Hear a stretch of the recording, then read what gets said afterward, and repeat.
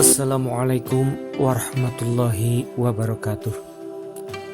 Alhamdulillahillazi kana biibadihi khabiran basyira amma ba'du.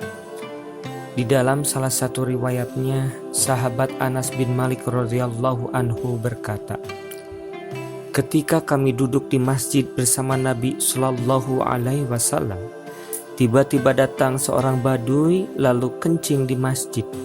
Para sahabat Nabi menghardiknya, "Berhenti, berhenti." Lalu Rasulullah Shallallahu alaihi wasallam bersabda, "Jangan bentak dia, biarkan dia, jangan sampai terganggu kencingnya." Lalu para sahabat membiarkan orang badui tadi menyelesaikan kencingnya. Kemudian Nabi Shallallahu alaihi wasallam memanggil dan berkata kepadanya, "Sesungguhnya masjid ini bukan untuk buang air kecil atau kotoran. Masjid adalah tempat untuk berzikir kepada Allah, sholat, dan membaca Al-Quran." Selanjutnya Nabi Shallallahu alaihi wasallam berkata kepada para sahabat, "Sesungguhnya kalian diutus untuk mempermudah, bukan mempersulit. Siramlah dengan satu ember pada bekas kencingnya." Subhanallah. Berdasarkan isi riwayat ini, kita berkesimpulan bahwa ajaran Islam begitu sesuai, klop dengan fitrah dan hak asasi manusia. Begitupun dengan aturan main saum di bulan Ramadan.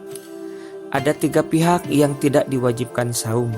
Ketiga pihak tersebut adalah: yang pertama, anak yang belum balik. Namun bila ia sudah mumayyiz, mengerti baik buruk atas suatu hal, saum contohnya, lalu menunaikannya sesuai ketentuan, maka saumnya sah dan pahalanya diberikan kepada kedua orang tua atau pihak yang telah mendidiknya. Yang kedua, kurang akal, Down syndrome atau gila. Namun bila ternyata ketika sadar lalu ia melakukannya sesuai ketentuan, maka saumnya sah. 3, tidak mampu atau memiliki kendala. Di antara yang bisa menjadi kendala menurut Quran Surat Al-Baqarah ayat 184, yaitu yang pertama adalah sakit. Dalam keadaan sakit tertentu yang berpeluang membuat seseorang kesulitan, apalagi sakitnya bertambah parah, Allah menetapkan untuk menggantinya di waktu yang lain selain bulan Ramadan. Bahkan apabila penyakitnya berat dan permanen, saumnya bisa diganti dengan membayar fidyah saja. 2, musafir, yaitu orang yang sedang berada di dalam perjalanan. Tentu perjalanannya bukan untuk maksud maksiat dan jarak tempuh perjalanannya tidak kurang dari 1 farsah, sama dengan sekitar 5,541 km menurut Imam Hanafi, dengan trek padang pasir, serta perjalanannya dengan berjalan kaki atau menaiki unta. Simpulannya, selama perjalanan tersebut ada peluang madorot berupa dehidrasi dan kelelahan. 3, orang tua yang sudah uzur. Kafaratnya adalah membayar fidyah, yaitu memberi makan seorang miskin. Ajaran Islam begitu fleksibelnya.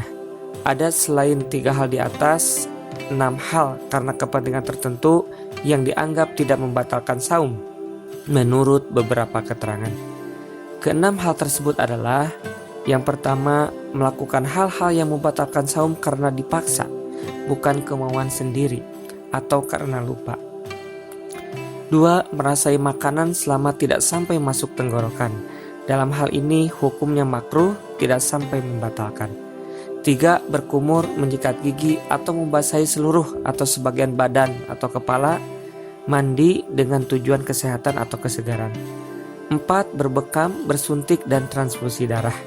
5, junub sampai subuh karena suatu hal tidak bersegera mandi, misalnya kondisi cuaca yang sangat dingin. 6, mencium istri selama tidak mengundang syahwat, kecuali bagi pengantin baru untuk berjaga-jaga. Demikian beberapa hal terkait keringanan yang Allah berikan. Semoga semakin menyadarkan kita bahwa ajaran Islam memanusiakan manusia, sehingga semakin menguatkan keyakinan kita untuk memegang teguh semua aturannya. Billahi fisabilil haq. Wassalamualaikum warahmatullahi wabarakatuh.